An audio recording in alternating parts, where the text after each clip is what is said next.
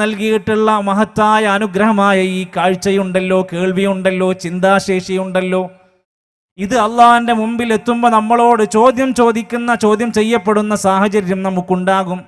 വലാ തഖ്ഫു മാ ലൈസ ലക ബിഹി ഇൽം, നിനക്കറിവില്ലാത്ത യാതൊരു കാര്യത്തിൻ്റെയും പിന്നാലെ നീ പോകരുത്. കാണുന്നതെല്ലാം ദീനാണ് നീ വിചാരിക്കരുത്. ഭൂരിഭാഗം ചെയ്യുന്നതെല്ലാം ദീനാണെന്ന് നീ തെറ്റിദ്ധരിച്ചു പോകരുത്. ആരെങ്കിലും എന്തെങ്കിലും അറബിയിലങ്ങ് പറയുമ്പോഴത്തേക്ക്, വായിക്കുമ്പോഴത്തേക്ക് അതൊക്കെയാണ് ദീനെന്ന് നീ ധരിച്ചു പോകരുത്. ഇന്ന സമഅ വൽ ബസറ വൽ ഫുആദ് കുല്ലു ഉലൈക കാന അൻഹു മസ്ഊലാ, തീർച്ചയായും നിന്റെ കേൾവി, നിന്റെ കാഴ്ച, നിന്റെ ചിന്തകൾ എല്ലാം അള്ളാഹുവിൻ്റെ മുമ്പിൽ അത് അവിടെ എത്തുന്ന സമയത്ത് ചോദ്യം ചെയ്യപ്പെടുന്നതാണ്. ഈ ബോധമാണ് മനുഷ്യരായ നമുക്കൊക്കെ അടിയന്തിരമായി അത്യാവശ്യമായി വേണ്ടത്. എന്നാൽ നമ്മുടെ നാട്ടിലെ പല മനുഷ്യരുടെയും അവസ്ഥ എന്തെന്ന് വെച്ചാൽ, ഞാൻ ചിന്തിക്കാനില്ല, ഞാൻ കേൾക്കാനില്ല, ഞാൻ പഠിക്കാനൊന്നുമില്ല. എൻ്റെ പണി എന്താ? എൻ്റെ പൂർവികന്മാർ, ബാപ്പക്കാരനോമാർ, എൻ്റെ നേതാക്കന്മാരൊക്കെ അവരൊക്കെ എങ്ങനെയാ ജീവിച്ചത്, അങ്ങനെ അങ്ങ് ജീവിക്കാം. അവർ ശരിയാണെങ്കിൽ ശരി, അവർ തെറ്റാണെങ്കിൽ തെറ്റ്, അവർ സ്വർഗത്തിലാണെങ്കിൽ നമ്മൾ സ്വർഗത്തിൽ, അവർ നരകത്തിലാണെങ്കിൽ നമ്മൾ നരകത്തിൽ. ഇതൊന്നും നമുക്ക് പ്രശ്നമില്ല എന്നുള്ള രൂപത്തിൽ അല്ലാഹുവിൻ്റെ ഖുർആൻ അത്തരം ആളുകളെ പറ്റി പറയുന്നുണ്ട്. വഇദാ ഖീല ലഹും ഇത്തബിഉ മാ അൻസലല്ലാഹ്, നിങ്ങൾ ഈ അള്ളാഹു അവതരിപ്പിച്ച ഈ വഹീന്റെ സന്ദേശത്തിലേക്ക് വാ, ഇതിലുള്ള പോലെ ജീവിക്ക്, ഇത് പഠിക്ക്, ഇത് പകർത്ത് എന്ന് പറഞ്ഞാൽ, ഖാലൂ ബൽ നത്തബിഉ മാ അൽഫൈനാ അലൈഹി ആബാഅനാ, അത് വേണ്ട. വഹീൻ്റെതായ ഖുർആൻ ഞങ്ങൾക്ക് വേണ്ട, നബി പഠിപ്പിച്ചതായ സുന്നത്ത് വലിയ താല്പര്യം ഞങ്ങൾക്കില്ല. പിന്നെ ഞങ്ങൾക്ക് ഏറ്റവും ഇഷ്ടവും താല്പര്യവും ഉള്ളതേതാ? ഞങ്ങളെ പൂർവ്വപിതാക്കന്മാർ അവരെന്തായിരുന്നു? അവർ പഠിച്ചവരാണോ? അവർക്ക് ബോധ്യമുള്ളവരാണോ? അവർ ആലിമീങ്ങളാണോ? അതൊന്നും ഞങ്ങൾക്കറിയില്ല. ഞങ്ങൾ അവരുടെ മാർഗമാണ് സ്വീകരിക്കുന്നത്. ഖുർആൻ ചോദിക്കുകയാണ്, അവലൗ കാന ആബാഉഹും ലാ യഖിലൂന ശൈഅൻ വലാ യഹ്തദൂൻ, ആ പിതാക്കന്മാര് ചിന്തിക്കാത്തവരും സന്മാർഗം നേടാത്തവരുമാണെങ്കിലോ, അവരാ അവസ്ഥയിലാണെങ്കിലോ, നിങ്ങൾക്ക് എങ്ങനെയാണ് അവരുടെ മാർഗം തെരഞ്ഞുപിടിക്കാൻ പറ്റുക? പല ആളുകളോടും ഇതേ ആശയം വരുന്ന ആയത്തുകൾ കാണാം. അല്ലാഹുവിൻ്റെ ഖുർആൻ ആണയിട്ട് ഓർമ്മപ്പെടുത്തുന്ന പല സന്ദർഭങ്ങളിലുമുള്ള ആയത്ത്. സഹോദരങ്ങളെ, അതുകൊണ്ട് തന്നെയാണ് നമ്മളോട് പറഞ്ഞിരിക്കുന്നത്, പാരമ്പര്യം നോക്കിയിട്ടായിരുന്നുവെങ്കിൽ ഖലീലുല്ലാഹി ഇബ്രാഹിം നബി അലൈഹിസ്സലാമിൻ്റെ പാരമ്പര്യം എന്താ? വാപ്പ വിഗ്രഹാരാധകനായിരുന്നു. ആസർ എന്ന വിളിപ്പേരുള്ള ആ മനുഷ്യൻ വിഗ്രഹങ്ങളെ വിൽക്കുന്ന, അത് ഉണ്ടാക്കുന്ന, അതിനെ ആരാധിക്കുന്ന മനുഷ്യനായിരുന്നു. അദ്ദേഹത്തിന്റെ മുമ്പിലേക്ക് ഇബ്രാഹിം നബി അലൈഹിസ്സലാത്തു വസ്സലാം ചെന്ന് ചോദ്യം ചെയ്യുകയാണ്, യാ അബതി ലിമ തഅബുദു മാ ലാ യസ്മഉ വലാ യുബ്സിറു വലാ യുഗ്നി അൻക ശൈആ. നേരെ അങ്ങോട്ട് വാപ്പാന്റെ മാർഗ്ഗം സ്വീകരിച്ച പോരെ? അത് പറ്റൂലായിരുന്നു. ഇബ്രാഹിം നബി അലൈഹിസ്സലാമിന് വഹി കിട്ടിയ സന്ദേശം അടിസ്ഥാനത്തിൽ ചോദിക്കുകയാണ്, വാപ്പാ, പ്രിയപ്പെട്ട ഉപ്പ, നിങ്ങൾ എന്തിനാണ് കേൾക്കാത്ത, കാണാത്ത, ഉപകാര ഉപദ്രവം ചെയ്യാത്ത വസ്തുക്കളെ എന്തിനാ ആരാധിക്കുന്നത്? നബി സല്ലല്ലാഹു അലൈഹി വസല്ലം 23 കൊല്ലത്തെ മക്കയിലെയും മദീനയിലും പ്രവാചകത്വ ജീവിതത്തിന്റെ കാലഘട്ടത്തിന് മുമ്പ് പ്രവാചകന്റെ പ്രിയപ്പെട്ട ബന്ധുക്കളും കുടുംബങ്ങളും ഖുറൈശ് ഗോത്രക്കാരും മഖ്സൂമികളും അടക്കമുള്ള അറബികൾക്കിടയിൽ സുപരിചിതരായ ഗോത്രങ്ങളിൽ വിഗ്രഹാരാധനയുണ്ടായിരുന്നു, പലിശ സമ്പ്രദായങ്ങൾ ഉണ്ടായിരുന്നു, ഒരുപാട് സാമൂഹിക ദുരാചാരങ്ങൾ ഉണ്ടായിരുന്നു. നബിതങ്ങൾ അതെല്ലാം പൂർവ്വപിതാക്കന്മാരുടെ മാർഗമാണെന്ന് പറഞ്ഞ് പിൻപറ്റിയോ? ഇല്ല. പിൻപറ്റാൻ വേണ്ടി അള്ളാഹുവിൻ്റെ ഖുർആൻ പറഞ്ഞോ? ഇല്ല. മറിച്ച് വഹീന്റെ അടിസ്ഥാനത്തിൽ അവിടുന്ന് പറഞ്ഞു കൊടുത്ത്, വിശുദ്ധ ഖുർആനിന്റെ കൽപ്പനയാണല്ലോ, ആകാശലോകത്തുനിന്ന് നിങ്ങൾക്ക് വഹീ തരും, ആകാശലോകത്തുനിന്ന് ഹുദ നിങ്ങൾക്ക് തരും. ഫമൻ തബിയ ഹുദായ്, ആരാണോ ആ മാർഗം പിൻപറ്റുന്നത്, ഫലാ ഖൗഫുൻ അലൈഹിം വലാ ഹും യഹ്സനൂൻ, അവർക്ക് പേടിക്കാനില്ല, അവർക്ക് വിഷമിക്കാനൊന്നുമില്ല. അത് പിൻപറ്റിയവരാണ് റസൂൽ കരീം സല്ലല്ലാഹു അലൈഹി വസല്ലമയും അമ്പിയാക്കന്മാരും. അവരാണ് ലോകത്തെ ഏറ്റവും നല്ല പുണ്യപുരുഷന്മാർ. അവരുടെ മാർഗമാണ് അഹ്ലുസുന്നക്ക് പിൻപറ്റാനുള്ളത്. നബി സല്ലല്ലാഹു അലൈഹി വസല്ലമന്റെ ആ മാർഗം കണ്ട് പഠിച്ചു മനസ്സിലാക്കി വിശ്വാസം ശരിപ്പെടുത്തി സ്വഭാവം സംസ്കരിച്ചെടുത്തു, വിശുദ്ധമായ ജീവിതം നയിച്ചു. അതോടൊപ്പം തന്നെ അവരുടെ കർമാനുഷ്ഠാനങ്ങളിലെല്ലാം പ്രവാചകൻ എന്താണോ വഹീന്റെ അടിസ്ഥാനത്തിൽ പഠിപ്പിച്ചത് പാലിക്കുകയാണ്. അവിടുന്ന് നമസ്കാരത്തിന് മുമ്പ് നബിതങ്ങൾ പറഞ്ഞു കൊടുത്തത്, നമസ്കാരം നിങ്ങൾ എവിടുന്ന് പഠിക്കണം, ആരെങ്കിലും എവിടെങ്കിലും എന്തെങ്കിലും തോന്നിയതുപോലെയാണോ? സ്വല്ലൂ കമാ റഅയ്തുമൂനി ഉസല്ലി, ഞാൻ നമസ്കരിക്കുന്നത് പോലെ നിങ്ങൾ നിസ്കരിക്കണം. പ്രവാചകന്റെ നമസ്കാരം കണ്ട സ്വഹാബത്ത് അത് പിൻപറ്റി. അവർ നമുക്ക് മാതൃകയായി അത് രേഖപ്പെടുത്തിയ ഹദീസിൽ പ്രവാചകന്റെ വുളു, അതിനുവേണ്ടി വെള്ളം കൊണ്ടുവന്നത്, നബിതങ്ങൾ മലമൂത്ര വിസർജനത്തിൽ പാലിച്ച മര്യാദകൾ എല്ലാം അവിടെ നിന്ന് പഠിപ്പിച്ചു കൊടുത്തു. അത് പാലിക്കുകയാണ് ആ തലമുറയിലെ സ്വഹാബത്ത്. അവരേറ്റവും അല്ലാഹുവിന് ഇഷ്ടപ്പെട്ടവരാണ്. വസ്സാബിഖൂനൽ അവ്വലൂന മിനൽ മുഹാജിരീന വൽ അൻസാർ, മുഹാജിരീങ്ങളെയും അൻസാറുകളെയും പ്രശംസിച്ചുകൊണ്ട് അല്ലാഹുവിന്റെ ഖുർആനിൽ ആയത്തിറങ്ങി. അള്ളാഹു ഇഷ്ടപ്പെട്ടവരാണ്, അള്ളാഹ് തൃപ്തിപ്പെട്ടവരാണ്, അവർ അള്ളാഹിനെയും ഇഷ്ടപ്പെട്ടവരാണ്, തൃപ്തിപ്പെട്ടവരാണ്, അവരേറ്റവും നല്ലവരാണ്. നബിതങ്ങൾ ഒന്നും കൂടി പറഞ്ഞു, ഖൈറുക്കും ഖർനീ, നിങ്ങളുടെ കൂട്ടത്തിൽ ഏറ്റവും ഉത്തമരായ മനുഷ്യര് എൻ്റെ തലമുറയിൽപ്പെട്ടവരാണ്. നബിതങ്ങൾ നബിതങ്ങളുടെ കൂടെ ജീവിച്ചിരുന്ന സ്വഹാബത്തിനെ പറ്റിയാ പറഞ്ഞത്. സുമ്മല്ലദീന യലൂനഹും, പിന്നീട് അതിനുശേഷം ജീവിച്ചവരാണ്. സ്വഹാബത്തിനെ കണ്ട് ജീവിച്ചവരുണ്ട്. സുമ്മല്ലദീന യലൂനഹും, പിന്നെ അവരെയും പിൻപറ്റി ജീവിച്ച തബഅത്താബീങ്ങളുണ്ട്. ഈ ആദ്യ ഉത്തമ തലമുറ എന്ന് വിശേഷിപ്പിക്കപ്പെട്ട 3 നൂറ്റാണ്ട് നമുക്ക് മാതൃകയാണ്. നമ്മുടെ ഏത് നമസ്കാരമാണെങ്കിലും നോമ്പാണെങ്കിലും ഹജ്ജാണെങ്കിലും നബിതങ്ങൾ ഒരു ഹജ്ജ് ചെയ്ത് കാണിച്ചു കൊടുത്തു. നോക്കൂ നിങ്ങൾ, നമ്മുടെ നാട്ടിൽ ഹജ്ജിന് പുറപ്പെടാനിരിക്കുന്ന വേളയിലാണ്. നമ്മുടെ നാട്ടിൽ നിന്ന് ഹജ്ജിന് പോകുന്ന മനുഷ്യർ തൽബിയത്തിന്റെ വചനങ്ങൾ ഉരുവിട്ട് പഠിച്ചത് ചെയ്യാൻ പോകുമ്പോൾ ലക്ഷക്കണക്കിന് രൂപ ചെലവഴിച്ച് ഒരുപാട് ശരീരത്തിന്റെ ത്യാഗം സഹിച്ച് എല്ലാ വേദനകളും മറന്ന് ഒരുപാട് മരുന്നുകളുമായി അവിടേക്ക് പോകുന്നതിന് മുമ്പ് കേരളത്തിലെ അറിയപ്പെടുന്ന മഖാമുകളിലൊക്കെ ഒന്ന് പോയി തവക്കുലാക്കി, അവിടെയെല്ലാം സിയാറത്ത് ചെയ്ത്, അവിടെയെല്ലാം തവക്കുലാക്കി പ്രാർത്ഥനയോടെ മഖാമുകളെ പൂജിച്ചിട്ടാണ് എവിടേക്ക് പോകുന്നത്? കഅബാലയത്തിന്റെ അടുത്തേക്ക് പോകുന്നത്. അവിടെ എത്തിയിട്ട് മിനയിലും മുസ്ദലിഫയിലും അറഫയിലും അടക്കമുള്ള ടെന്റുകളിൽ ചെന്നിട്ട് യാ ശൈഖ് മുഹയ്യിദ്ദീൻ അബ്ദുൽ ഖാദിർ ജീലാനി, ആദ്യ സംഘം പുറപ്പെടാൻ സമയമായി കൊണ്ടിരിക്കുക. ഇവിടെ നിന്ന് പോകുന്ന പ്രിയപ്പെട്ട ഹാജിമാരെ, നമ്മൾ എന്ത് പ്രഖ്യാപിച്ചിട്ടാ പോണത്? ലബ്ബൈക് അല്ലാഹുമ്മ ലബ്ബൈക്, ലബ്ബൈക ലാ ശരീക ലക ലബ്ബൈക്.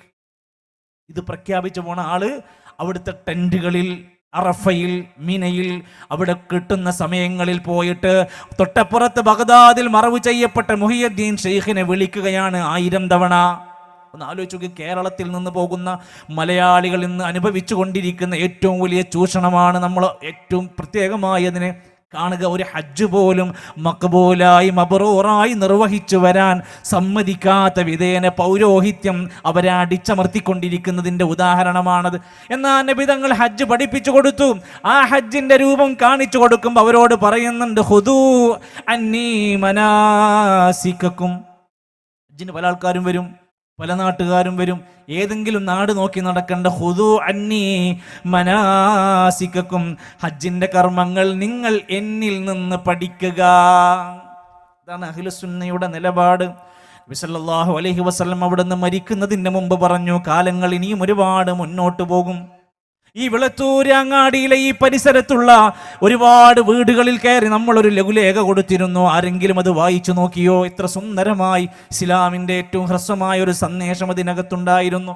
സുഹൃത്തുക്കളെ, ഒന്ന് നോക്കണം നിങ്ങൾ. അല്ലാഹുവിന്റെ പ്രവാചകൻ നബി കരീം സല്ലല്ലാഹു അലൈഹി വസല്ലം മരിക്കുന്നതിന്റെ മുമ്പ് പറയാണ്, ഇഫ്തറഖത്തിൽ യഹൂദു അലാ ഇഹദാ അവ ഇസ്നതൈനി വസബഈന ഫിർഖ. യഹൂദികൾ എന്ന് പറയുന്ന മുൻകാല മതത്തിന്റെ ആളുകൾ അവർ ഏകദേശം 71ഓളം വിഭാഗമായി പിരിഞ്ഞിട്ടുണ്ട്, പിളർപ്പുണ്ടായിട്ടുണ്ട്. നസാറാക്കൾ പിരിഞ്ഞിട്ടുണ്ട്. അലാ ഇഹദാ ഔ ഇസ്നതൈനി വസബഈന ഫിർഖ, 72 ആയിക്കൊണ്ട് അവർ പിരിഞ്ഞിട്ടുണ്ട്. വതഫ്തരിഖു ഫീ ഉമ്മതി അലാ 73 ഫിർഖ, എൻ്റെ ഉമ്മത്ത് 73 വിഭാഗമായി പിരിയുന്നതാണ്. നമ്മുടെ കേരളത്തിലെ 4 ടീമിനെ നോക്കി പറഞ്ഞതല്ല. ലോകത്ത് എൻ്റെ ഉമ്മത്തിൽ പല നിലക്കുമുള്ള എൻ്റെ കാലശേഷം ഇഫ്തിറാഖുണ്ടാകും, പിളർപ്പുണ്ടാകും, ഭിന്നസ്വരങ്ങളുണ്ടാകും. അപ്പൊ എന്താ നമ്മൾ ചെയ്യുക? കുല്ലുഹും ഫിന്നാർ. അടിവരയിട്ട് നമ്മുടെ മനസ്സിലെ ഹദീസ് ഒന്ന് ഓർത്തു വെച്ചാൽ മതി. ഈ പറഞ്ഞ എല്ലാ വിഭാഗവും നരകത്തിലാണ്. കുല്ലുഹും ഫിന്നാരി ഇല്ലാ മില്ലതൻ വാഹിദ, ഒരൊറ്റ സംഘം മാത്രമാണ് ശരി. അതാവാനാണ് നമ്മൾ പഠിക്കേണ്ടത്. അത് എൻ്റെ കൊടിയുടെ നിറം പറഞ്ഞിട്ടില്ല, അവരുടെ മെമ്പർഷിപ്പ് പറഞ്ഞിട്ടില്ല, അവരുടേതായ മറ്റുള്ള കാര്യങ്ങളൊന്നും പറഞ്ഞില്ല. ഒരു വിഭാഗം മാത്രമാണ് സ്വർഗത്തിൻ്റെ അഹ്ലുകാര്. വമൻ ഹിയ യാ റസൂലല്ലാഹ്, സ്വഹാബത്ത് സംശയത്തോടെ ചോദിച്ചു, നബിയേ അതാരായിരിക്കും ആ ഒരു സംഘം എന്ന് പറയുന്ന ഒരു വിഭാഗമാരാ? അതിന് നബി തങ്ങൾ കൊടുത്ത മറുപടിയാണ് നമ്മുടെ മനസ്സിൽ എന്നും വായിക്കേണ്ടത്. ഞാൻ ഇന്ന് ആ നിലപാടിലാണോ? ആ ഒരേ ഒരു സംഘത്തിൻ്റെ നിലപാടാണോ എൻ്റെ നിലപാട്?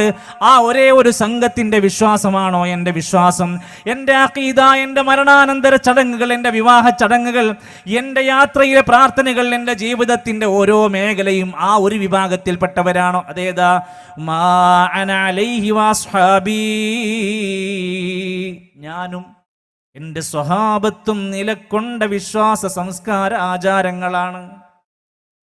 അത് പഠിപ്പിച്ചിട്ടാ പോയിട്ടുള്ളത്, ദീന് പൂർത്തിയാക്കിയിട്ടാ പോയത്. ഒന്നും ഇതിലേക്ക് ചേർക്കാനില്ല, ഇതിൽ നിന്ന് ഒന്നും കളയാനുമില്ല.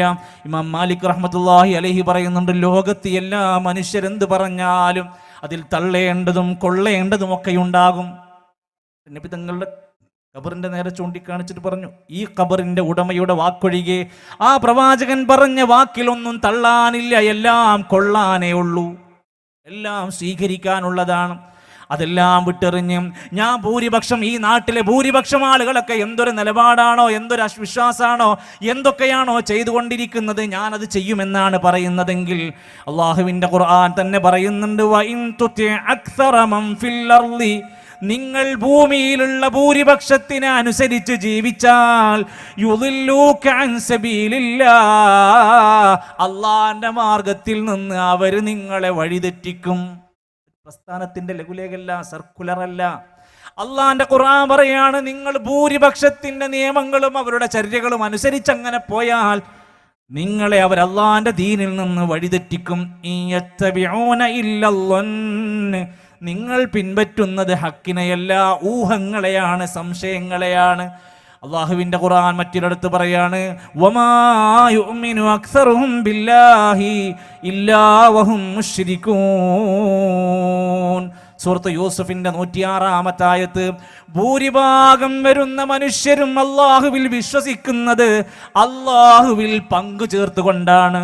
അപ്പൊ ഭൂരിഭാഗത്തിനെ നമ്മൾ നോക്കി നടന്നാൽ എന്തായിരിക്കും വരിക എന്ന സൂചനയാണ് അവിടെ പഠിപ്പിച്ചിരിക്കുന്നത്.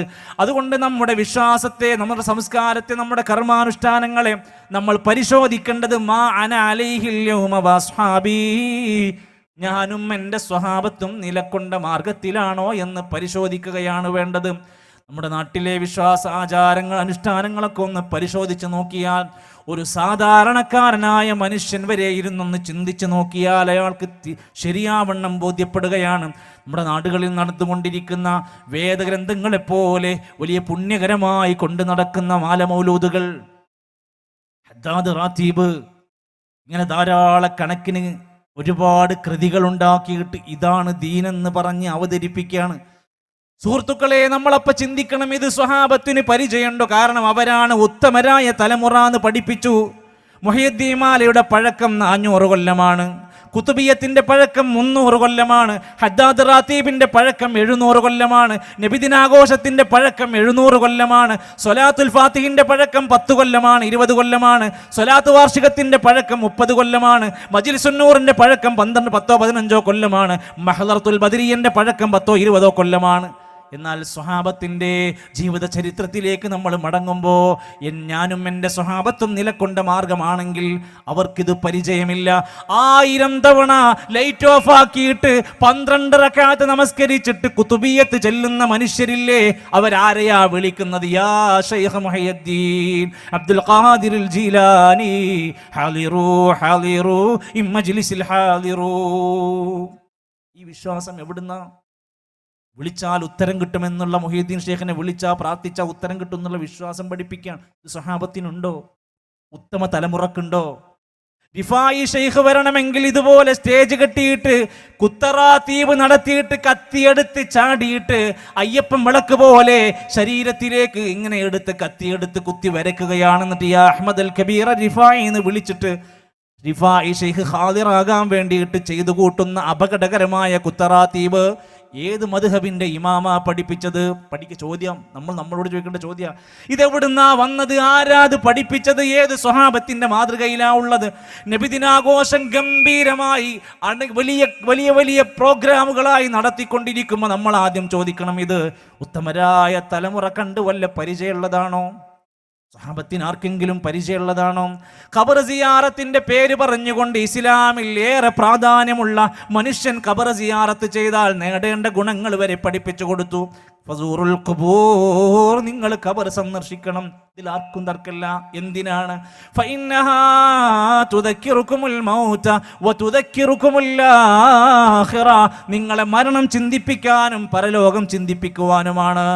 എന്നാൽ ഖബർ കെട്ടിപ്പൊക്കുന്നു, അത് ഉയർത്തിക്കെട്ടുന്നു, അതിൽ എടുപ്പുണ്ടാക്കുന്നു, എന്നിട്ട് കുമ്മായമടിക്കുന്നു, ജാറം മൂടുന്നു, പെട്ടി വെച്ചിട്ട് പണം പിരിക്കുന്നു, ഉറൂസ് നടത്തുന്നു.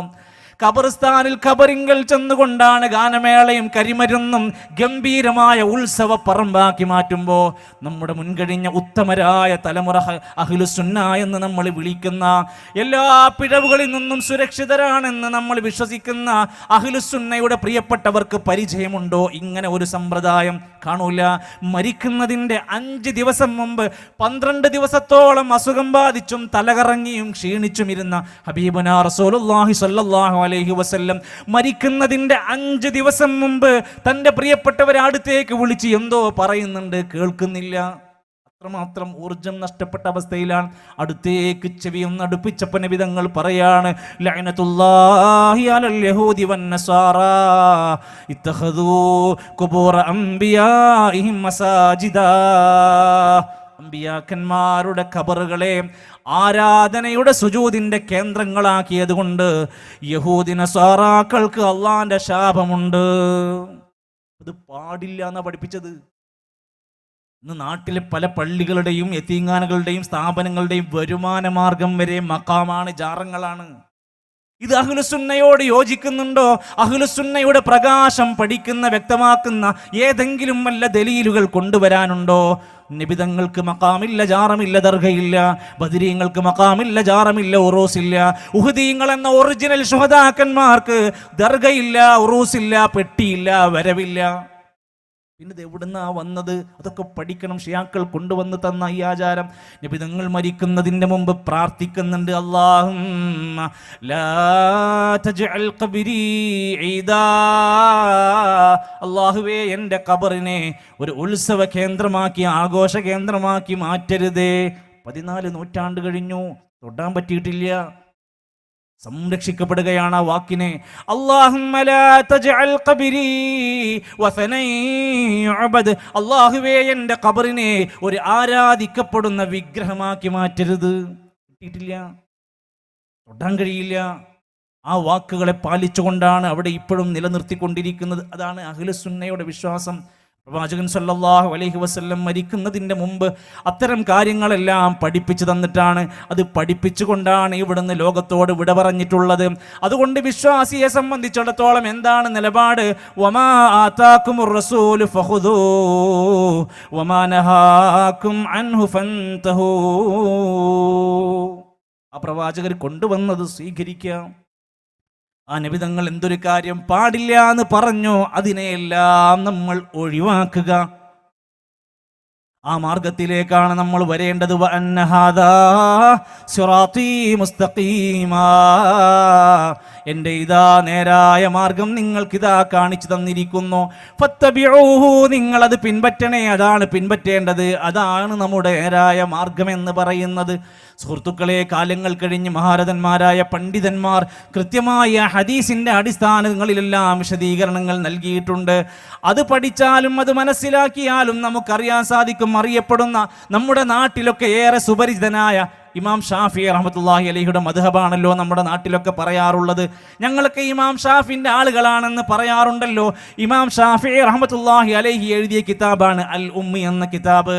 അതിൻ്റെ 1-ാമത്തെ വാല്യം 424-ാമത്തെ പേജിൽ തന്നെ ഇമാം ഷാഫി തങ്ങൾ പറയുന്നുണ്ട്, വ ഇന്നമാ ഉഹിബ്ബു അൻ യശ്ഖസ അലാ വജ്ഹിൽ അർളി ശിബ്റാ ഭൂമിയിൽ നിന്ന് ഒരു ചാൺ ഉയരത്തിൽ ഉയർത്താനാണ് എനിക്കിഷ്ടം. ഖബറിന്റെ അളവത്രയാണ്, അതിനേക്കാൾ മേലെ കെട്ടി ഉയർത്തുന്നത് ഖബർ കെട്ടിയെടുപ്പുണ്ടാക്കുക, അതുമ്മ കുമ്മായം പൂശുക, അതുമ്മ ചായം പൂശുക, അതൊന്നും ഞാൻ ഇഷ്ടപ്പെടുന്നതേ അല്ല.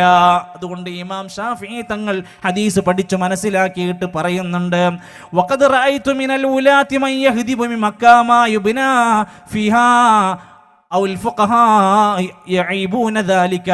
മക്കയിൽ ജീവിച്ചിരുന്ന കാലത്ത് ഞാൻ കണ്ടിട്ടുണ്ട് പല ഉലമാക്കന്മാരും പല മഹാന്മാരും അവിടെ ഉണ്ടായിരുന്ന ഉയർത്തപ്പെട്ട ഖബറുകളെ അവിടെ നിരപ്പാക്കുന്ന രംഗം ഞാൻ കണ്ടിട്ടുണ്ടെന്ന് ഇമാം ഷാഫിഈ റഹ്മത്തുള്ളാഹി അലൈഹി പറയുന്നുണ്ട്. ഇങ്ങനെ ഒട്ടനേകം ഹദീസിൽ ഒട്ടനേകം കിതാബുകളിലൂടെ നമുക്ക് പഠിപ്പിച്ചു തരികയാണ് ഉലമാക്കന്മാർ. നമ്മുടെ നാട്ടിലൊക്കെ ഏറെ ചർച്ചയായി മാറാറുണ്ട്. സ്ത്രീകൾ പള്ളിയിൽ പോകാൻ പാടുണ്ടോ? ഇമാം ഷാഫിഈ റഹ്മത്തുള്ളാഹി അലൈഹി അവിടുത്തെ മുസ്നദിൽ പറഞ്ഞിരിക്കുന്ന ഹദീസൊക്കെ ഒന്ന് വായിച്ചു നോക്ക്. സ്ത്രീകൾ പള്ളിയിൽ പോകുമ്പോൾ ശ്രദ്ധിക്കേണ്ടുന്ന മര്യാദകൾ വരെ ഹദീസിൽ പഠിപ്പിക്കുകയാണ്. അവിടുത്തെ അസ്സുനനിന്റെ 288 ഹദീസിൽ കൊടുത്തത് ഇമാം ഷാഫിഈ റഹ്മത്തുള്ളാഹി അലൈഹി പറയാണ്. ഹദീസ് കൊടുത്തിട്ടാ പറയുന്നത്, നിങ്ങളിൽ ഒരാൾ അവരോട് അനുവാദം ചോദിക്കുകയാണ്, ഒരു പെണ്ണ് ഇമ്രഅതുഹു ഇലൽ മസ്ജിദി, പള്ളിയിലേക്ക് പോകാൻ അനുവാദം ചോദിച്ചാൽ ഫലാ യംനഅഹാ, അവളെ തടയാൻ പാടില്ല. ഇമാം ഷാഫിഈ തങ്ങൾ രേഖപ്പെടുത്തിയിട്ടുണ്ട്. എന്തായിരുന്നു നമ്മുടെ നാട്ടിലെ പഴയകാല അവസ്ഥ? സ്ത്രീകൾ പള്ളിയിൽ പോകുന്നതിന് പരിഹസിച്ച് നടന്ന കൊല്ലങ്ങൾ, നൂറ്റാണ്ട് കഴിഞ്ഞു. ആദ്യമായി കേരളത്തിൽ ഒതായിലാണ് പെണ്ണ് പള്ളിയിൽ പോയത്. ലോകത്ത് വേറെ ആരും പള്ളിയിൽ പോയിട്ടില്ലെന്ന് പറഞ്ഞു നടന്നു. അൽഹംദുലില്ലാ, നമ്മളൊക്കെ സംസാരിച്ചപ്പോൾ ഇത്തരത്തിലുള്ള ഒട്ടനേകം വൈവിധ്യങ്ങൾ നിറഞ്ഞ സംസാരങ്ങൾ ലോകത്ത് നടന്നപ്പോൾ മാറ്റങ്ങൾ കണ്ടു തുടങ്ങിയില്ലേ? ഇനിയും ഒരുപാട് മാറാനുണ്ട്. സ്ത്രീകൾക്ക് നമസ്കരിക്കാനുള്ള സ്ഥലമെന്ന് കേരളത്തിലെ പല പള്ളികളുടെയും മുമ്പിൽ ബോർഡ് വരാൻ തുടങ്ങിയില്ലേ? യാത്രക്കാരായ സ്ത്രീകൾക്ക് നമസ്കരിക്കാനുള്ള സ്ഥലം എന്ന് ബോർഡ് വന്നില്ലേ? പണ്ടെന്താ പറഞ്ഞിരുന്നത്? ഒരു വലിയ മാറ്റമുണ്ടായി. നോക്ക്, മദ്രസ പ്രസ്ഥാനങ്ങൾ ലോകത്ത് വന്നപ്പോൾ 1922 മുതൽ ആരംഭിച്ച കേരള ജംഇയ്യത്തുൽ ഉലമയുടെ മഹത്തായ സംവിധാനങ്ങളെയൊക്കെ ശക്തിപ്പെടുത്തുന്ന ഒരുപാട് പ്രവർത്തനങ്ങൾ വന്നതിൽ ഏറ്റവും പ്രധാനമാണ് മദ്രസ വന്ന സമയത്ത് വരെ അവർ പറഞ്ഞു, മദ്രസയുടെ ആദ്യത്തെ മീം എന്ന അക്ഷരം ജഹന്നമിന്റെ അവസാനത്തെ മീമാണെന്ന് പറഞ്ഞവര് നമ്മുടെ നാട്ടിലെ പുരോഹിതന്മാരാണ്. മദ്രസനെ എതിർത്തു എന്ന് മാത്രമല്ല, ആ പറഞ്ഞ ആളുകൾ തിരിച്ചു നടന്നു. ഇന്ന് 1100 മദ്രസകളുടെ നേതൃസ്ഥാനത്തവരാണെന്ന് അവർ അവകാശം ഉന്നയിക്കുന്ന അവസ്ഥയിലേക്ക് അവർ മാറ്റിയെടുത്തത് ഈ പ്രസ്ഥാനത്തിൻ്റെ വല്ലാത്തൊരു അധ്വാനമുണ്ട്. തിരൂരങ്ങാടിയിലും പരിസരത്തും കോളറ ബാധിച്ചിട്ട് പ്രിയപ്പെട്ട വാപ്പമാര് മരണപ്പെടുന്നു, പ്രിയപ്പെട്ട ഒരുപാട് മക്കൾ യതീമായി മാറുന്നു. അവരെ സംരക്ഷിക്കാൻ ഒരു തണലില്ലാത്തൊരു കാലം, കഴിക്കാൻ ഭക്ഷണമില്ല, ധരിക്കാൻ വസ്ത്രമില്ലാത്ത കാലത്തൊന്ന് പഠിച്ചു നോക്ക് പ്രിയപ്പെട്ടവരെ. KM മൗലവിയെ പോലെയുള്ള മഹാപണ്ഡിതന്മാർ റഹിമഹുമുല്ലാഹ് അവരെല്ലാം ചെയ്തൊരു വലിയ നേതൃത്വമാണ്. യതീം ഖാനകൾ ആരംഭിച്ചു, യതീമിനെ സംരക്ഷിക്കാനുള്ള കേന്ദ്രം. അന്ന് അതിന്റെ മുമ്പിൽ എതിർപ്പോടെ വന്നു, യതീമൻ ഖാന, ഇത് യതീമിനെ വഞ്ചിക്കുന്ന പരിപാടിയാണ്, ഇത് ശരിയല്ല എന്ന് പറഞ്ഞ പുരോഹിതന്മാർ അന്ന് രംഗത്ത് വന്നു. ഇന്ന് അവർക്ക് 50-ലേറെ യതീംഖാനകൾ ഉണ്ട്. ആലോചിക്കുക, ആദ്യം എതിർക്കുക, പിന്നെ അതേ പണി ആവർത്തിക്കുക. കുഴപ്പമില്ല, മാറാനുണ്ട്, ഒരുപാട് മാറാനുണ്ട്.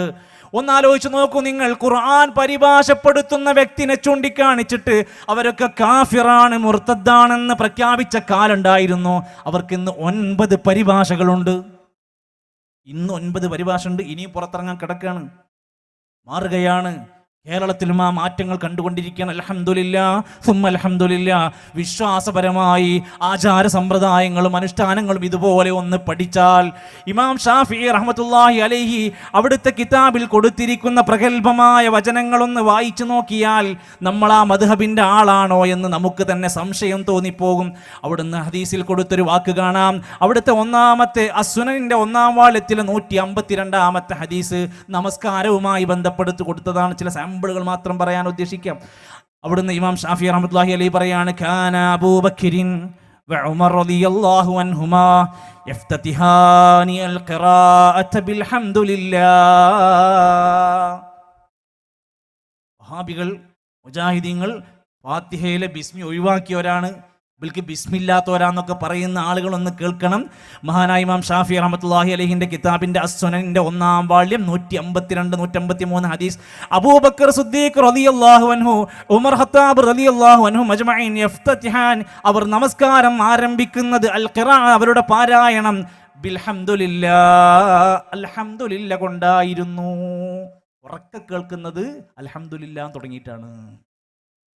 ഇനി അടുത്ത ഹദീസിലും കാണാം, കാന റസൂലുള്ളാഹി സ്വല്ലല്ലാഹു അലൈഹി വസല്ലം വ അബൂബക്കർ വ ഉമർ വ ഉസ്മാൻ റളിയല്ലാഹു അൻഹും യഫ്തതിഹൂനൽ ഖിറാഅത ബിൽഹംദുലില്ലാഹി റബ്ബിൽ ആലമീൻ. ആരൊക്കെ പെട്ടു? നബി, അബൂബക്കർ, ഉമർ, ഉസ്മാൻ റളിയല്ലാഹു അജ്മഈൻ. ഈ ഉന്നതരായ ഉത്തമരായ സ്വർഗാവകാശികൾ എന്ന് പ്രഖ്യാപിച്ച സ്വഹാബത്തിനടക്കം ചൂണ്ടിക്കാണിച്ചിട്ടാണ് ഇമാം ഷാഫി തങ്ങൾ രേഖപ്പെടുത്തിയത്. അവരൊക്കെ അൽഹംദുലില്ലാഹി റബ്ബിൽ ആലമീൻ കൊണ്ടാണ് നമസ്കാരം ആരംഭിച്ചത്. അഹ്ലുസുന്നയുടെ വിശ്വാസവും ആചാരവും അനുഷ്ഠാനവും പഠിച്ചാൽ, മനസ്സിലാക്കിയാൽ ഏതൊരു വ്യക്തിക്കും ഇത്തരത്തിൽ നമുക്ക് ഒരുപാട് കാര്യങ്ങളെ തിരുത്താനും ശരിപ്പെടുത്താനും സാധ്യമാകുമെന്നാണ് ഞാൻ പറഞ്ഞു വന്നത്. ഇമാം ഷാഫിയുടെ ശിഷ്യനായ ഇമാം നവവി റഹ്മത്തുള്ളാഹി അലൈഹി രേഖപ്പെടുത്തുന്നുണ്ട്, അഹ്ലുസുന്നയുടെ വിശ്വാസം, അഹ്ലുസുന്ന എന്ന് പറയുന്ന മഹത്തരമായ ഈ ദൗത്യ സംഘത്തിൻ്റെ ഏറ്റവും നല്ല അടയാളം അവർ ഹക്കിൻ്റെ കൂടെയായിരിക്കും. ഏത് കാര്യമെടുത്താലും അവർ ഹക്കിൻ്റെ കൂടെയായിരിക്കും ഉണ്ടാവുക. ഒരു മനുഷ്യൻ അവൻ്റെ ജീവിതത്തിലെ ഏറ്റവും പ്രധാനപ്പെട്ട കാര്യമാണല്ലോ വെള്ളിയാഴ്ചയിൽ ജുമഅക്ക് പോവുക എന്നത്. ആ വിഷയത്തിൽ ഇമാം നവവി റഹ്മത്തുള്ളാഹി അലൈഹി ഷാഫി മദ്ഹബിലെ ഏറ്റവും പ്രഗത്ഭനായ പണ്ഡിതനാണ്. 2-ാം ഷാഫി എന്നാണ് വിശേഷിപ്പിക്കുക. ഞാൻ പറയാം, ഖുത്ബ എന്ന് പറഞ്ഞാൽ എന്തായിരിക്കണം? ഒരു ശബ്ദം മതിയോ? അറബിയിൽ എന്തെങ്കിലും ഒരു ഒച്ച കേട്ടാൽ മതിയോ? അറബിയിൽ എന്തെങ്കിലും ഒരു രാഗം കേട്ടാൽ മതിയോ? ഒരു താളം കിട്ടാൽ മതിയോ? എന്തായിരിക്കണം ഖുത്ബ? അതുകൊണ്ടാണ് അഹ്ലുസുന്നയുടെ പണ്ഡിതന്മാർ രേഖപ്പെടുത്തുകയാണ്, വയഖറഉൽ ഖുർആന, ഖുത്ബക്കിടയിൽ ജനങ്ങളെ ഖുർആൻ ഓതിക്കൊടുത്ത് അർത്ഥം വിശദീകരിക്കണം. വയുദക്കിറുന്നാസ്, ജനങ്ങൾക്ക് അതിലൂടെ ഉത്ബോധനം കൊടുക്കണം. ശബ്ദം കേട്ടാ പോരാ, കയ്യിൽ വാളുണ്ടായാ പോരാ, ഓതിക്കൊടുക്കുന്നത് ഖുർആനാകണം, ജനങ്ങൾക്ക് ഉത്ബോധനം കിട്ടണം.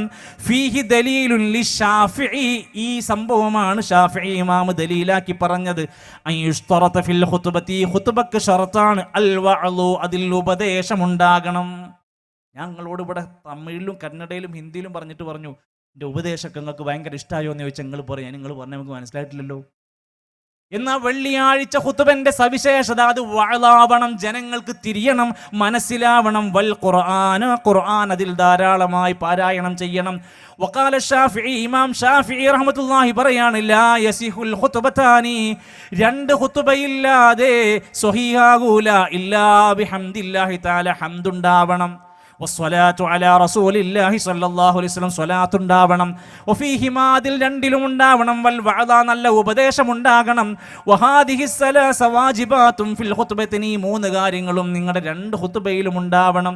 ഇങ്ങനെ ഇമാം ഷാഫിഈ തങ്ങൾ പറയാണ്, ഒരിക്കലും വേറെ ഒരാൾക്കും ഒരു തിരിയാത്ത, ആരും മനസ്സിലാക്കാൻ പാടില്ലാത്ത ഒരു കാര്യമായി ഖുത്ബയെ നമുക്കൊരിക്കലും പറയാൻ കഴിയൂല. അതോടൊപ്പം തന്നെ ശറഹ് മുസ്ലിമിൽ ഇമാം നവവി തങ്ങൾ പറയാണ്, ഖുത്ബക്ക് ഇടയിൽ ഒരാൾ എന്തെങ്കിലും കാര്യം ചെയ്യുകയാണെങ്കിൽ ഖതീബിന് സംസാരിക്കാനുള്ള അധികാരമുണ്ട്. അവിടെ ഇരിക്കുക, നിങ്ങൾ സംസാരിക്കല്ലേ എന്ന് പറയാനുള്ള അധികാരമുണ്ട്. അതോടൊപ്പം തന്നെ നന്മയിലേക്ക് അവരെ വഴി നടത്താനുള്ള ചാൻസാണ്. വമഖ്സൂദുൽ ഖുത്ബത്തി അൽ വഅദ്, ശറഹുൽ മുഹദ്ദബിൽ പറയുകയാണ്, ഖുത്ബയുടെ ഉദ്ദേശം കൊണ്ട് തന്നെ നേടുന്നത് അത് ഉപദേശമായി കൊണ്ട് അവർക്ക് ജനങ്ങൾക്ക് കിട്ടലാണ്. സഹോദരങ്ങളെ, അള്ളാഹുവിൻ്റെ ഖുർആന്, പ്രവാചകന്റെ ചര്യ നമ്മളെ പഠിപ്പിക്കുന്ന ഹക്കായ ആ മാർഗം സ്വീകരിക്കലാണ് നമുക്ക് ഏറ്റവും ശരിയായിട്ടുള്ളത്. അതുകൊണ്ട് തന്നെ വിശ്വാസികളോട് ഏത് കാര്യത്തിലും അവിടുന്ന് രേഖപ്പെടുത്തിയിരിക്കുന്ന ഈ അള്ളാഹുവിൻ്റെ ഖുർആനും പ്രവാചകന്റെ ചര്യയും അഹ്ലുസുന്നയുടെ ഏറ്റവും മുഖ്യമായ അജണ്ട, അത് പഠിക്കാനും വായിക്കാനും കേൾക്കാനും ഇന്ന് ഒട്ടനേകം അവസരങ്ങളുണ്ട്. നമ്മുടെ നാട്ടിൽ അറിയപ്പെടുന്ന ഒരു പരിഭാഷയാണ് റിയാദുസ് സ്വാലിഹീൻ്റെ പരിഭാഷ. ഇവിടെ പള്ളി ദർസിൽ വരെ പോയാൽ കിട്ടുന്നതാണ്. എഴുതിയതാരാ? ശിഹാബുദ്ദീൻ ഇമ്പിച്ചിക്കോയ തങ്ങളാണ്. ശിഹാബുദ്ദീൻ ഇമ്പിച്ചിക്കോയ തങ്ങൾ എഴുതിയിട്ടുള്ള, ഞാനത് പറയുന്നത് വ്യക്തികൾക്ക് വേണ്ടിയല്ല, അത് പഠിക്കാൻ താല്പര്യമുള്ളവർക്ക് വേണ്ടിയാണ്. അതിൻ്റെ പരിഭാഷയിൽ 775-ാമത്തെ പേജിൽ കൊടുക്കുകയാണ്, ഖബർ കെട്ടി ഉയർത്തരുത്. റിയാദുസ് സാലിഹീൻ എന്നുള്ള ഹദീസ് പഠിച്ചാൽ ഒരു വിശ്വാസിക്ക് ഉണ്ടാവേണ്ട ഗുണം പറയാണ്, ഖബർ കെട്ടി ഉയർത്തരുത്. എന്നിട്ട് മലയാളത്തിൽ കൊടുത്തിരിക്കുകയാണ്. ജാബിർ റളിയല്ലാഹു അൻഹു ഉദ്ധരിക്കുന്ന ഒരു ഹദീസുണ്ട്, ഖബർ ചെത്തിത്തേക്കുന്നതും അതിന്മേൽ ഇരിക്കുന്നതും അതിന്മേൽ കെട്ടിടങ്ങൾ ഉണ്ടാക്കുന്നതും നബി സല്ലല്ലാഹു അലൈഹി വസല്ലമ വിലക്കിയിരിക്കുന്നു. ഇതാണ് മലയാളത്തിൽ പരിഭാഷയിൽ എഴുതി കൊടുത്തിരിക്കുന്നത്. പിന്നെ എങ്ങനെയാണ് തിരുവനന്തപുരത്തെ ഭീമാപള്ളി മുതൽ കാസർഗോഡ് ഉള്ളാൾ ദർഗ വരെയുള്ള ദർഗകളിലേക്ക് മനുഷ്യരെ കെട്ടിപ്പൊക്കിയ ഖബറിലേക്ക് കൊണ്ടുപോകാൻ എവിടുന്നാണ് നമുക്ക് രേഖയുള്ളത്? ഏതു പ്രമാണമാണ് നമ്മുടെ കയ്യിലുള്ളത്? നമ്മുടെ പള്ളി ദർസിൽ പഠിപ്പിച്ചു കൊടുക്കുന്ന കിതാബുകൾ പോലും നമുക്കെതിരായി സംസാരിക്കുകയാണ്. നമ്മുടെ നാട്ടിലെ കുടുംബ പ്രശ്നങ്ങൾ ഉണ്ടാകുമ്പോൾ, വ്യക്തികൾക്കിടയിൽ പ്രയാസങ്ങൾ ഉണ്ടാകുമ്പോൾ, അയൽവാസിയോട് വഴക്കുണ്ടാകുമ്പോൾ, ബിസിനസ്സിൽ തകർച്ചയുണ്ടാകുമ്പോൾ നാട്ടിൽ പൊതുവെ പതിവാണ് ഏതെങ്കിലും ജ്യോത്സ്യന്മാരെ പോയി കാണുക, അല്ലെങ്കിൽ ഇത്തരത്തിലുള്ള തൊൽസമാത്തിന്റെ പണികളിലേക്ക് പോകുക, എന്നിട്ട് ജനങ്ങളെ തമ്മിലടിപ്പിക്കുക, എന്തെങ്കിലും കുഴിച്ചിടുക, എന്തെങ്കിലും കൊണ്ടുപോയി കെട്ടിത്തൂക്കുക. പല നിലക്കുമുള്ള ജ്യോത്സ്യപ്പണികൾ സമീപിക്കുന്ന ആളുകളോട് റിയാദുസ് സ്വാലിഹീന്റെ പരിഭാഷയിൽ ശിഹാബുദ്ദീൻ ഇമ്പിച്ചിക്കോയ തങ്ങൾ രേഖപ്പെടുത്തുകയാണ്, ആരെങ്കിലും ജ്യോത്സ്യന്റെ അടുത്ത് ചെന്ന് എന്തെങ്കിലും ചോദിക്കുകയും ജ്യോത്സ്യൻ പറഞ്ഞത് സ്വീകരിക്കുകയും ചെയ്താൽ 40 ദിവസത്തെ അവന്റെ നിസ്കാരം സ്വീകരിക്കപ്പെടുകയില്ല. കിതാബിലുണ്ട്. ഇത് അങ്ങാടിയിൽ ഇറങ്ങി പറഞ്ഞു കൊടുക്കാൻ ധൈര്യമുണ്ടോ?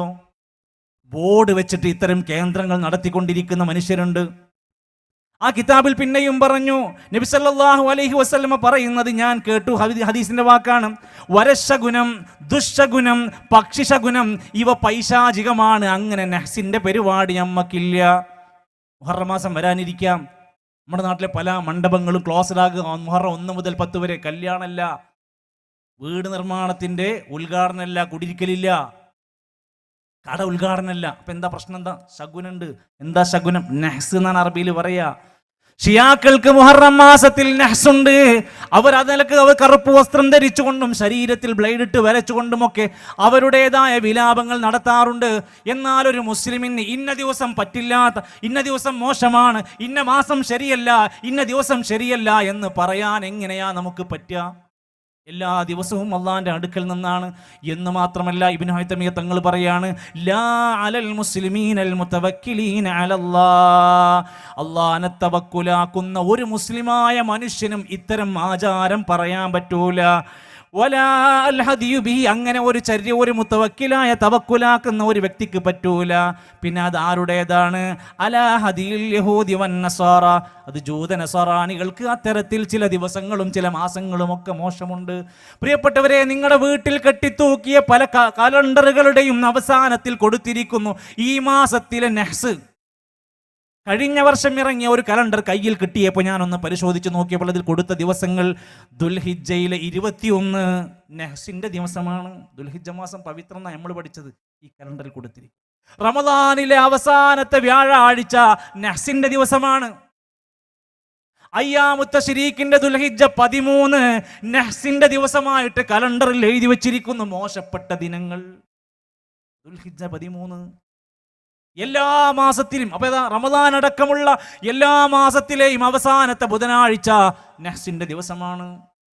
എന്തൊക്കെയാണ് എഴുതി വച്ചിരിക്കുന്നത്? ചൊവ്വാഴ്ച പുതിയ വസ്ത്രം ധരിക്കാൻ പാടില്ല, ബുധനാഴ്ച കട തുടങ്ങാൻ പാടില്ല. അങ്ങനെയൊക്കെ പാട്ടിലായും പദ്യമായും ഗദ്യമായും ഒക്കെ എഴുതി വെച്ച് ജനങ്ങൾക്ക് ഇടയിൽ ചില ദിവസങ്ങളൊക്കെ മോശമാണ്, ചില മാസങ്ങളൊക്കെ മോശമാണെന്നുള്ള ആശയം കൊടുക്കുന്നത് ആരുടെ ചര്യയാണ്?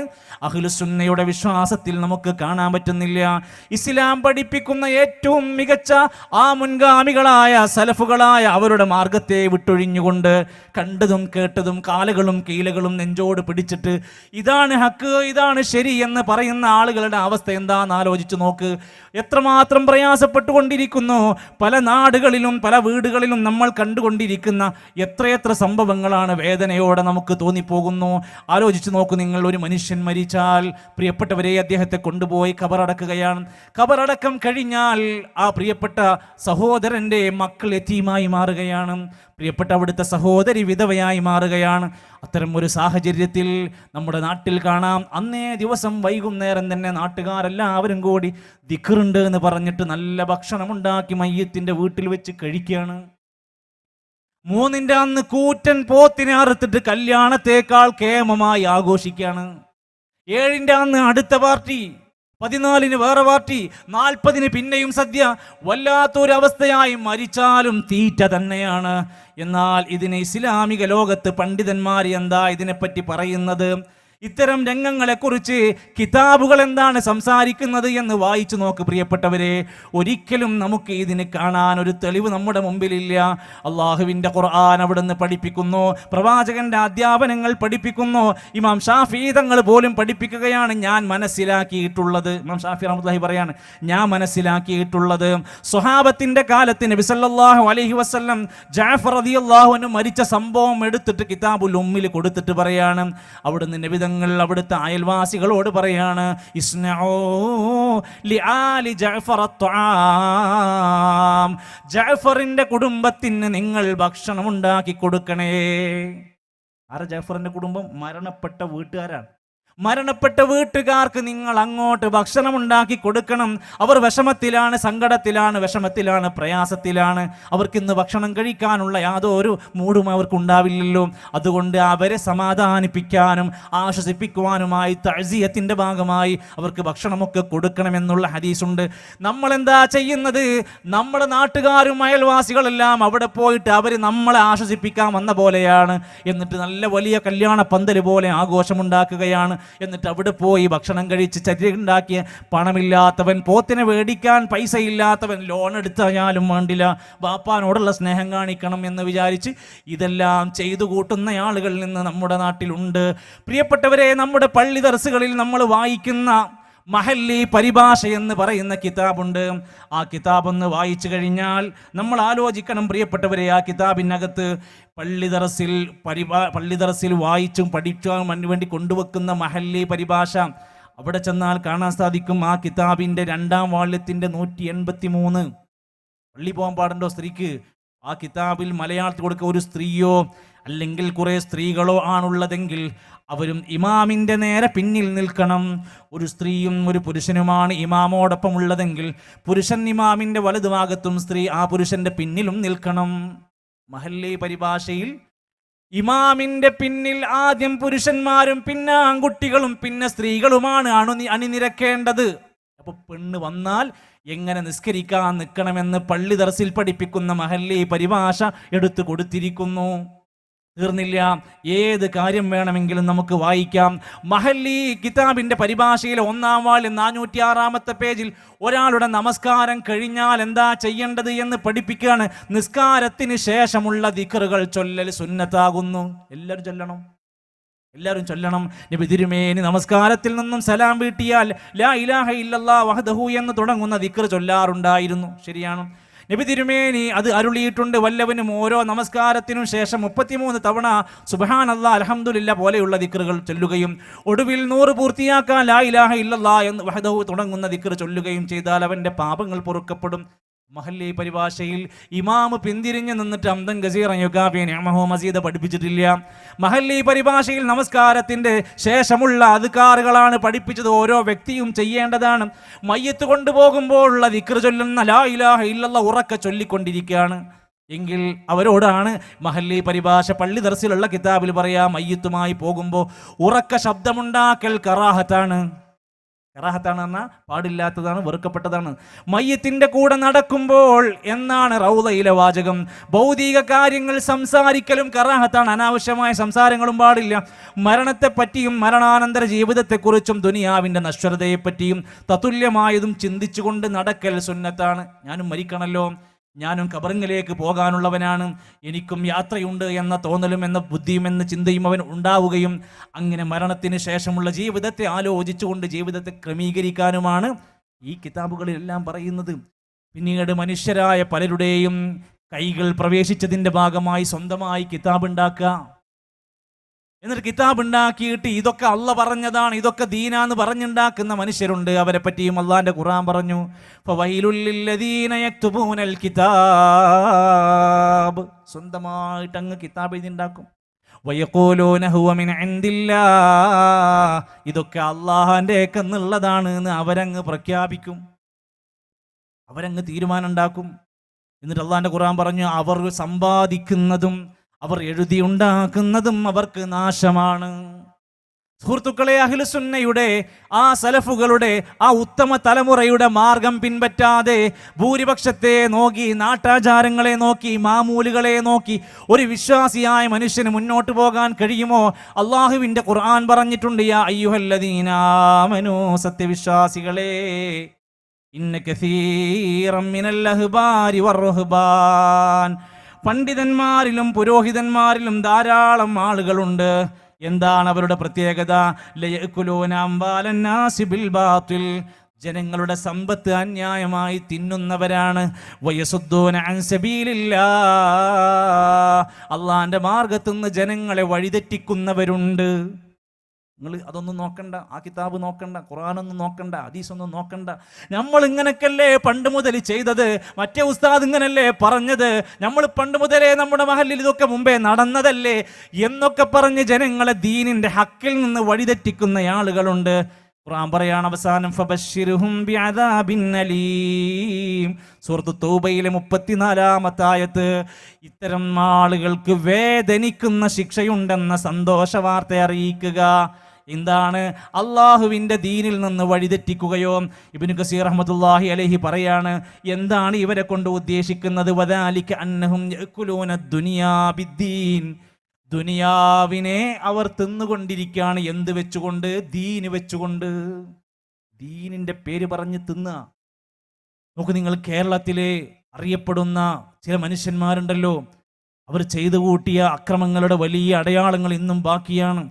ബോംബെയിലെ ജാലിയൻ വാല എന്ന് പറയുന്ന മനുഷ്യന്റെ മുടി, അവിടുന്ന് ലേശം മുടിക്കെട്ട് കൊണ്ടുവന്നിട്ട് ഈ കേരളക്കരയിൽ നോക്ക് നിങ്ങൾ, ഇമാം ഷാഫി തങ്ങൾക്ക് കിട്ടിയില്ല, അഹ്മദ് ബിൻ ഹംബൽ തങ്ങൾക്ക് കിട്ടിയില്ല, ഇമാം ബുഖാരി തങ്ങളുടെ കയ്യിൽ കിട്ടിയില്ല. കേരളത്തിലെ ഒരാളെ കയ്യിൽ ആ മുടി കിട്ടി. എവിടുന്നാ കിട്ടിയത്? ജാലിയൻ വാലയുടെ കയ്യിൽ നിന്ന്. എന്നിട്ട് കേരളത്തിൽ കൊണ്ടുവന്നിട്ട് എന്താ പറഞ്ഞത്? നബിന്റെ മുടിയാണെന്ന് പറഞ്ഞു. എന്നിട്ട് നാട്ടുകാർക്കത് കുടിക്കാൻ കൊടുക്കുകയാണ്. ഒരു കുപ്പി വെള്ളത്തിന് 25,000 രൂപ പറഞ്ഞ് പ്രഖ്യാപിച്ചു. ജനങ്ങളുടെ ദീനിന്ന് തെറ്റിക്കുക, അവരുടെ സമ്പത്ത് അന്യായമായി തിന്നുക.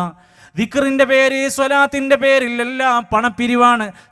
ദിക്ർ ഹൽക്കകളാണ്, സ്വലാത്ത് വാർഷികങ്ങളാണ്. ഇസ്ലാമിലുള്ള യഥാർത്ഥ ദിക്റും സ്വലാത്തും ചൊല്ലുന്നതിന് പണം ചെലവുണ്ടോ? യഥാർത്ഥ ഖബർ സിയാറത്തിന് പോകുന്ന വ്യക്തിക്ക് പണം ചെലവുണ്ടോ? അവിടെ ചൂഷണമൊന്നും നടക്കില്ല. എന്നാൽ അള്ളാഹുവിൻ്റെ ഖുർആൻ ഇവരെ സൂക്ഷിക്കണം, അള്ളാഹുവിൻ്റെ അദാബ് അവർക്കുണ്ടെന്ന് പറഞ്ഞത്. ഇവരെന്താണ്? ഇബ്നു കസീർ റഹ്മത്തുള്ളാഹി പറയാണ്, ഇവർ ദീന് വിറ്റുകൊണ്ടിരിക്കുകയാണ്, അതുകൊണ്ട് തിന്ന് ജീവിക്കുകയാണ്. ഫിന്നാസ്, ജനങ്ങൾക്കിടയിൽ സ്ഥാനവും അതുപോലെ തന്നെ അംഗീകാരവും എല്ലാം ഇവർ ഉപയോഗപ്പെടുത്തുകയാണ്. യഅ്കുലൂന അംവാലഹും ബിദാലിക്, എന്നിട്ട് അവരുടെ സമ്പത്ത് തിന്ന് നടക്കുകയാണ്. വയസുദ്ദൂന അൻ സബീലില്ലാഹ്, ഇതാണ് ഏറ്റവും അപകടം. ഒരു മനുഷ്യന്റെ ജീവിതത്തിന്റെ രക്ഷാമാർഗമായ അഹ്ലുസുന്ന എന്ന ദീനിന്റെ ഏറ്റവും പ്രധാന അജണ്ടയിൽ നിന്ന് ജനങ്ങളെ വഴിതെറ്റിക്കുന്നവരാണ്. ഹറാമായ സമ്പാദ്യങ്ങളൊക്കെ തിന്നുമെന്ന് മാത്രമല്ല, യസുദ്ദൂനൻ നാസ അൻ ഇത്തിബാഇൽ ഹഖ്, സത്യത്തിന്റെ മാർഗത്തിൽ നിന്ന് ജനങ്ങളെ പഴപ്പിക്കുക, ഹക്ക് സ്വീകരിക്കാൻ സമ്മതിക്കാതിരിക്കുക. വയൽബിസൂനൽ ഹഖ ബിൽ ബാത്തിലി, ബാത്തിലും ഹക്കും കൂടെ കൂട്ടിച്ചേർത്തുകൊണ്ട് ജനങ്ങളിൽ വസ്വാസ് ഉണ്ടാക്കുക. വയുദ്ഹിറൂന ലിമൻ ഇത്തബഅഹും മിനൽ ജഹലതി അന്നഹും യദ്ഊന ഇലൽ ഖൈർ, ഞങ്ങൾ ഖൈറിലേക്കാണ്, ഞങ്ങൾ നല്ലതിലേക്കാണ്, നിങ്ങളൊക്കെ നല്ലത് മുടക്കാണ്, നിങ്ങൾ നന്മ മുടക്കികളാണെന്ന് പറയുകയും അവരെല്ലാം നന്മയിലേക്ക് ക്ഷണിക്കുന്നവരാണെന്ന് വാദിക്കുകയും ചെയ്യുന്നവരാണ്. ഒരു കേരളക്കാരനായ പണ്ഡിതൻ എഴുതിയതല്ല, ഇബ്നു കസീർ റഹ്മത്തുള്ളാഹി തഫ്സീറിൽ എഴുതുകയാണ്, വലൈസൂ കമാ യസ്ഉമൂൻ ബൽ ഹും ദുആത്തുൻ ഇലന്നാർ, ഈ സ്വഭാവമുള്ള മനുഷ്യരെല്ലാം നരകത്തിലേക്ക് ക്ഷണിക്കുന്നവരാണ്. വയൗമൽ ഖിയാമത്തി ലാ യുൻസറൂൻ, ഇവർക്കൊന്നും ഒരു സഹായവും ഉണ്ടാവുകയില്ല. സഹോദരങ്ങളെ, അതുകൊണ്ട് നമ്മുടെ ജീവിതത്തെ ഏറ്റവും കൃത്യമായി കൊണ്ട് പഠിക്കാൻ, വിശ്വാസത്തെ, ആചാരത്തെ, അനുഷ്ഠാനങ്ങളെ വിലയിരുത്തിക്കൊണ്ട് മുന്നോട്ട് കൊണ്ടുപോകാൻ, അള്ളാഹുവിൻ്റെ ഖുർആനെ മുറുകെ പിടിക്കാൻ, വഅ്തസിമൂ ബിഹബിലില്ലാഹി ജമീഅൻ വലാ തഫറഖൂ, അള്ളാഹുവിൻ്റെ ദീനിനെ, അള്ളാഹുവിൻ്റെ പാർശ്വത്തെ മുറുകെ പിടിക്കുക, ഒറ്റക്കെട്ടായി പ്രമാണത്തെ മുറുകെ പിടിക്കലാണ് നമ്മുടെ മാർഗം. മറിച്ച് തെറ്റിദ്ധാരണയുണ്ടാക്കുന്ന, ദീനെന്ന് പിഴച്ചു പോകുന്ന ഒട്ടനേകം വാദങ്ങളും ഒട്ടനേകം ആളുകളും നമ്മുടെ നാട്ടിൽ നിന്ന് വ്യാപകമാണ്.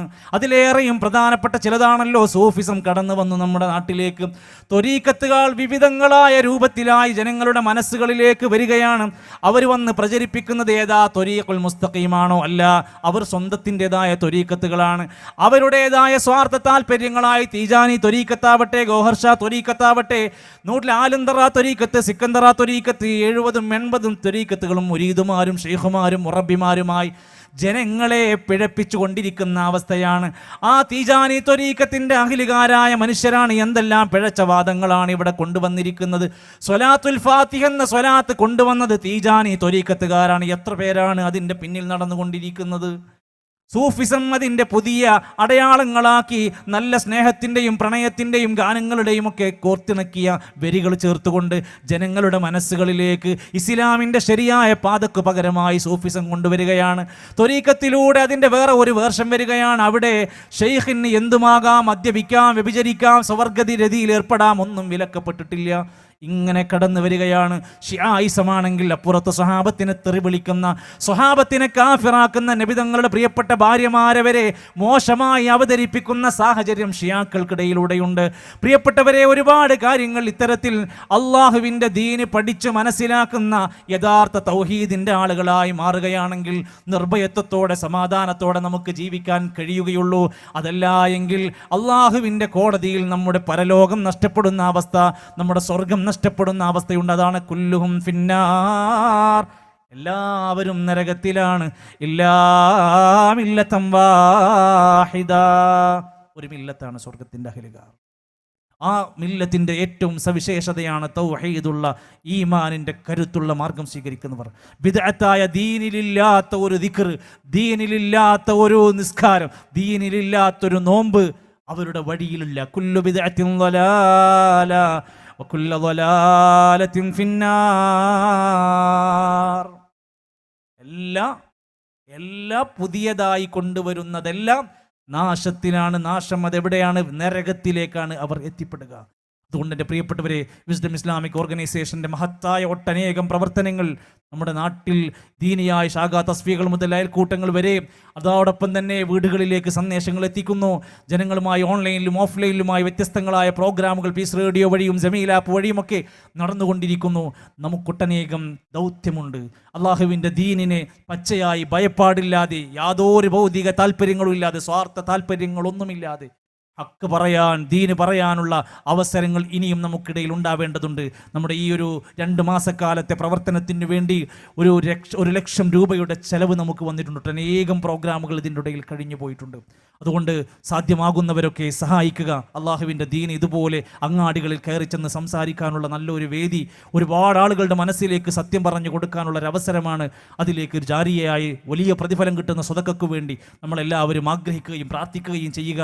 അള്ളാഹു സ്വീകരിക്കുമാറാകട്ടെ. സഹോദരങ്ങളെ, നമ്മുടെ തൊട്ടടുത്ത പ്രദേശമായ കുളക്കാട്, വളാഞ്ചേരി അടുത്തുള്ള കുളക്കാട് പ്രദേശത്ത് വരുന്ന മെയ് 10-ാം തീയതി ബഹുമാന്യനായ ഹാരിസ് ബിൻ സലീം, റഫീഖ് സലഫി എന്നിവർ പങ്കെടുക്കുന്ന ഒരു തസ്ഫിയ പ്രോഗ്രാം നടക്കുന്നുണ്ട്. നമ്മുടെ ഒരു പുതിയ ഏരിയ എന്ന നിലക്ക് നമ്മുടെ എല്ലാവരുടെയും പങ്കാളിത്തവും സജീവമായ പ്രാർത്ഥനയും ആവശ്യമുണ്ട് എന്ന് മാത്രം ഉറപ്പെടുത്തി ഞാൻ അവസാനിപ്പിക്കുകയാണ്. വാഖിറു ദഅ്വാനാ അനിൽ ഹംദുലില്ലാഹി റബ്ബിൽ ആലമീൻ. വസ്സലാമു അലൈക്കും വറഹ്മത്തുള്ളാഹി വബറകാതുഹു.